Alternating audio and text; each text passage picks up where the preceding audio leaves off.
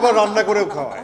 আমি হচ্ছে আল্লাহর মধ্যে খোদার খাসি হয়ে যাচ্ছি। দিনের শেষে আমি হয়তো বা কোনোদিন থাকবো না, কিন্তু আমার এই চিহ্ন, আমার এই পারফরমেন্স, কোনো একটা জিনিস এটা রয়ে যাবে।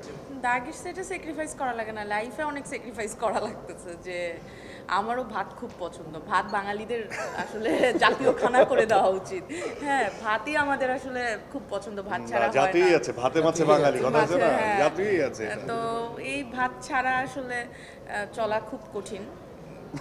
তো আমি ওই কঠিন সময় আমার কিন্তু একমাত্র প্রতিদিনই যায়। বাঙালিরাই হচ্ছে ভাতের সাথে আলুও খায়, দুইটাই সলিড কার্ব। উনি আরেক ডায়েট পাগল মানুষ। শাকিল ভাইকেও যারা দেখছে দেখবে 10 বছর এরকম। না না, লুকেট মানে আমরা সমবয়সী, ওর ফিজিকটা আর আমার, আমি হচ্ছে আল্লাহর মধ্যে খোদার খাসি হয়ে যাচ্ছি, আর সে আস্তে আস্তে শুকে।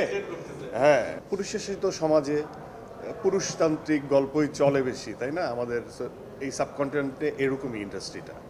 তো সেই জায়গা থেকে আমার মনে হয় যে এই যে আমার যারা কলিগরা, নারীরা যারা কাজ করছে, এক একজন এত মেধাবী, এত ট্যালেন্টেড, তাদের আলাদা ইন্ডিভিজুয়াল হয়ে উঠতে হবে। কেউ কারো নায়িকা, এটার বাইরে একজন পারফর্মারের যে অস্তিত্ব, সেটা শুধুমাত্র নায়িকা বললেও ভুল হবে। একদম একদম প্রধান চরিত্র, একটা সাপোর্টিং ক্যারেক্টার আমরা বলি না অনেক সময়। আমি বলছি প্রত্যেকটা ইন্ডিভিজুয়ালের গ্রহণযোগ্যতা আলাদা। প্রত্যেকটা ইন্ডিভিজুয়াল, যারা ইন্ডিভিজুয়াল হয়ে উঠতে পারবে তারাই আসলে পারফর্মার। তমা মির্জার আমি এর আগেও প্রশংসা করেছি, ও খুব ভালো একটা মেয়ে, খুবই অ্যাটেন্টিভ এবং অন পয়েন্টে। কতটুকু ভালো হচ্ছে খারাপ হচ্ছে এটা মুখ্য বিষয় না, কতটুকু সিরিয়াস সে থাকার চেষ্টা করবে। সেটে যখন পারফরমেন্স নিয়ে আলোচনা হয় বা কাজ হয়, এরকম অনেকেই আমরা আছি সেলফোন নিয়ে ব্যস্ত থাকি, শুনি না, কিন্তু খুব মনোযোগী, সেলফোনটার ব্যবহার করে না খুব বেশি। যতক্ষণ শুটিং চলে ততক্ষণ ইনটু অন দ্যাট মুড থাকার চেষ্টা করে। আর হচ্ছে ডিরেক্টর থেকে শুরু করে সবার সাথে ওই ওই আন্তরিকতাটা থাকে যে না, একবার না হলে আমি 100 বার দেওয়ার জন্য প্রস্তুত আছি। আমাকে বকা দিলে কোনো সমস্যা নেই, একটু মন খারাপ হবে, কিন্তু তারপরও আমি ক্যারেক্টারের থেকে ওইটা পারফর্মটা করার, রান্না করেও খাওয়ায় এবং আবার রান্না করেও খাওয়ায়।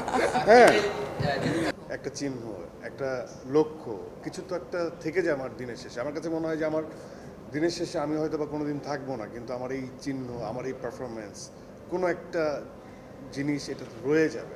সো আমি আমি আমি আই এম লাইক, সিনেমা আসছে, আমি ঈদের সময় এমনি বাচ্চা হয়ে থাকি, সিনেমা রিলিজ হলে আরও বেশি বাচ্চা হয়ে যাই। সো আমি খালি ভাবছি, দেখছি আর অবাক হচ্ছি। তখন মনে হয় যে আচ্ছা কেন টিকিট নাই, তাহলে হল সংখ্যা বা একটু বাড়ুক, তারা দেখুক। হ্যাঁ, তাদের কারণ ঈদের আমেজটা তো এরকম 5-6 দিন 7 দিন খুব বেশি থাকে। আবার যারা দেশের বাইরে থেকে অনেকে আসে বা ঢাকার বাইরে যারা আছে তারাও আসছে। সো আমার মনে হয় যে এটা প্রডিউসিং টিম অ্যান্ড হল কর্তৃপক্ষ যারা, তারা ভালো বলতে পারবে।